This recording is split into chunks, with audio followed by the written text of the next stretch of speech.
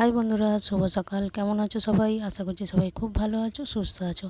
চলে এসেছি তোমাদের রিকোয়েস্টে আরও একটা নতুন ভিডিও নিয়ে। আর আশা করছি সবাই খুবই ভালো আছো। আর এই বর্ষায় কী আর বলবো তোমাদেরকে, কতটা ভালো আছো সে আমিও জানি। তো যাই হোক, সকালবেলা মোটামুটি বাসি কাজকর্ম সেরে সবই কাজ হয়ে গেছে, বাসি কাজ। চান টানও হয়ে গেছে, পুজো দিয়ে দিয়েছি। তো পুজোটা দেওয়া হয়ে গেছে, দিয়ে আমি বিছনাটা গোছাবো এবার।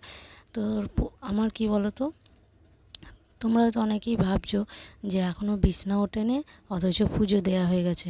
কিন্তু কি করবো বলো, মানে আমাদের তোমার দাদা ভাই, আমার মেয়ে যখন ওঠে না তখন আমি বাইরের দিকের কাজ করি। তো তখন না বিছনাটা গোছানো হয়ে ওঠে না। আর চান টান করে এসে বিছনা গোছানো হয় না। ভাবি তাড়াতাড়ি করে আগে পুজোটা দিয়ে দেবো, কেন আমাদের এখানে তো জানো সব কিছুই টাইমের জল আর টাইমে কাজ সারতে হয়। তবু ঘরের কাজগুলো এইগুলো আমি পরেও সারতে পারবো, কিন্তু জলের কাজগুলো আগে না সেরে নিলে না আমি মানে পরে অসুবিধায় পড়ে যাবো। আর দেখো কতটা বিছনাটা আমার নোংরা হয়েছে, ধুলো পায়ে উঠে উঠে না বিছনাটা একদম নোংরা হয়ে গেছে। তো রোদে যে দেবো সেইভাবে দিতেও পারছি না, কেন এখনও আমাদের এখানে ভালোই জল আছে। শুধু না আমি বিছনার চাদরটা কোনো রকমভাবে কেচে শুকনো করেছি, মানে এতটা অসুবিধার মধ্যে দিয়েও আমি শুকনো করেছি, তোমাদেরকে কী করে বোঝাবো, মানে বলার আমার ভাষা নেই। কেননা নিচে তো জল, আর বিছনার চাদরটা যেহেতু নিচে মানে দড়িটাও অতটা উঁচুতে নয় যে মানে চাদরটা দিলে ঝুলবে না। তো চাদরটা অনেকটা লং ঝুলে যায়, তো জলে কোনো রকমভাবে ঠেকলে খুব অসুবিধা হবে, কি ভিজে গেলে।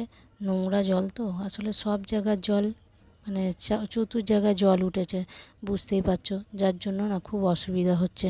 আর এক তো এই জল পাড়িয়ে পাড়িয়ে সব কাজ করতে হচ্ছে, তার জন্য মানে পা হাতের অবস্থা খারাপ হয়ে যাচ্ছে। যতই চেষ্টা করছি যে এই জলে নামবো না, কিন্তু নামতে তো হবেই বলো, সব কাজ তো আর ঘরে বসে বসে হবে না। আর বাসন কোসন মাজা, ঘরের আরও যা কাজ আছে সেগুলো তো আমাকে বাইরে বেরিয়েই করতে হবে, সেগুলো তো আর ঘরের ভিতরে হবে না।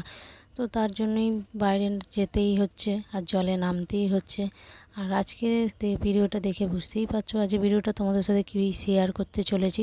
তো শেয়ার করতে চলেছি বলা ভুল, তো অবশ্যই তোমাদেরকে দেখাচ্ছি। তো দেখো বিছনার চাদরটা না অনেক দিনই বেছানো হয়েছিল, বেশ কদিন, কিন্তু জলের জন্য আর এই বৃষ্টির জন্য কাচতে পারিনি। রোজ যদি বৃষ্টি হয় কেচে আমি মেলবো কোথায় বলো, তো তার জন্য না কাচা হয়ে ওঠেনি। তো কাচিনি, বিছনার চাদরটা পাতাই ছিল। তো ভাবলাম এবারে কেচে না মেলে না শুকনো করলে এরপর আর আমি কাচতে পারবো না যদি আরও বৃষ্টি হয়। তো যখন না বৃষ্টিটা হতো না, যেদিনই বৃষ্টি হতো না রোদ হতো, তখন আমি একটু বেশি করে কেচে নিতাম। কেচে শুকনো করতে দেওয়ার জায়গা আছে, কিন্তু মানে বৃষ্টির জন্য মানে কাচতে ভয় পেতাম। কেচে আমি কোথায় জড়ো করে রাখবো, এই একটাই তো ঘরদোর, তো জড়ো করে রাখলে খুব অসুবিধা হয়। আর ঘরের ভিতর কোথায় মিলবো বলো তো, যেখানে মিলবো সব দিকে ঝুলবে, তো বিরক্ত লাগে একটা। ঘরে একটা ঘর ধরে যদি এরকমভাবে ঘরে থাকা হয়, সেখানে যদি এরমভাবে জামা কাপড় ঝুলে, এমনিতেই দেখেই বুঝতে পারছো আমার সব দড়িতে। যেহেতু আমার আলমারিটা এখানে নেই, আলমারিটা আমার শ্বশুরবাড়িতেই রেখে এসেছি, তো আলমারিটা এখানে আনা হয়নি, যার জন্য সব জামা কাপড় মোটামুটি ঘরে পরাগুলো এমনি দড়িতে আছে, কিন্তু তোলা জামা কাপড়গুলো ব্যাগে ডামে এইভাবেই রাখতে হচ্ছে। তো কি করব, আলমারিটা এখন আনবো না, ভাবছি একবারে এখানে আর আনবো না, দেখা যাক। আর কি বলো তো, আলমারিটা এতটা পরিমাণে ভারী, তো যার জন্য তোমাদের দাদাভাই না আনার মানে চেষ্টাও করে না। ও আলমারির কথা বললেই খুব রেগে যায়, তো তার জন্য আর ওকে বলা হয় না। তো যাই হোক, দেখো বিছনার চাদরটা না গোছানোর আগে আমি একটু বিছনাটা ঝেড়েও নিয়েছিলাম।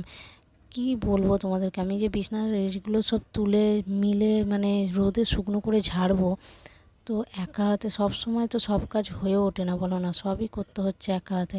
আর এই বিছনা তোলা একটু জায়গা, এখানে উঠোনে আমাদের অনেকটাই জায়গা পড়ে থাকে, হলে কি হবে মানে দেয়া তোলা এগুলো গোছানো এ করা প্রচণ্ড খাটুনি, যার জন্য আমি না করতে পারি না। আগে খুব করেছি, কিন্তু এখন আর সেরমভাবে হয়ে ওঠে না। তো বিছনার চাদর যখন চেঞ্জ করি না, তখন ওই ঝাঁটা দিয়ে একটু করে আমি ওরমভাবেই ঝেড়ে ঝেড়ে নিই। আর দেখো বিছনার চাদরটা বিছানোর আগে না আমি সবসময় বিছনার চাদর তোলার পরই না আমি একটুখানি বিছনার যা বেছানো আছে সেগুলোকে না একটুখানি ঠেলে মানে ওই দিকে করে দিই, দেয়ালের দিকে, যাতে নিচে নেবে না আসে একবারে। আর কি বলো তো, সবসময় ওঠা নামার জন্য না উঠছে নামছে, আর আমাদের সব সময় বিছনাতেই বসে থাকে। তোমাদের দাদাভাই বলো আর আমার মেয়েই বলো, ওরা নিচে এক মুহূর্তও বসে না। আর নিচটা বসে না, আমিও আর কিছু বলি না, ওরা ওপরেই সবসময় বসে থাকে। আর নামা ওঠা করলে তো এরকমভাবেই হবে, তাই না? বিছনাপত্র সব ঝুলে যায়, আর বিছনাপত্র ঝুলে গেলে ভালোও লাগে না। আর বিছনার চাদরকে না একটু টান টান করে পাতলে সেটাও ভালো লাগে না। তো সবাই এরকম আমার মতন অনেকেই আছে যারা বিছনার চাদরকে এরমভাবেই টান টান করে গোছায়।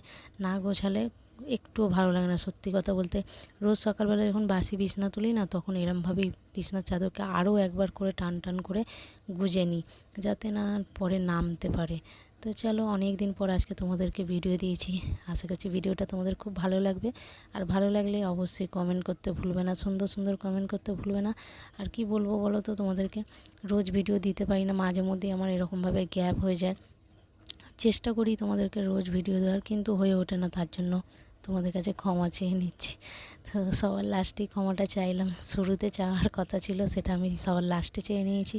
তো যাই হোক, আমার প্রিয় বন্ধুরা অবশ্যই লাস্ট আর ফার্স্ট যখনই চাই না কেন আমাকে অবশ্যই ক্ষমা করে দেবে। তো চলো, তোমাদের সুন্দর সুন্দর কমেন্টের আশায় আমি বসে থাকবো। আর আজকের ভিডিওটা তোমরা আশা করছি খুবই মনোযোগ দিয়ে দেখবে। তো চলো, ভিডিওটা শুরু করার আগে সবারকে বলবো আরও একবার, যারা এখনও আমার ভিডিওটাকে সাবস্ক্রাইব করোনি, অবশ্যই আমার চ্যানেলটিকে সাবস্ক্রাইব করে আমার পাশে থাকতে ভুলবে না। আর দেখো, বিছনার চাদরটা গুছিয়ে নেওয়ার পর এগুলোকেও গোছাতে হবে। তো এগুলো গোছানোর আগে আমি বিছনায় আগে সব তুলে নেবো, তুলে তারপরেই গোছাবো। তো চলো, ভিডিওটা বেশি বড় করব না, ভিডিওটা এখানেই শেষ করছি। আশা করছি ভিডিওটা খুব ভালো লাগবে। দেখা হচ্ছে তোমাদের সাথে নতুন আরও একটা ভিডিও নিয়ে। ততক্ষণের জন্য খুব ভালো থেকো, সুস্থ থেকো, টাটা।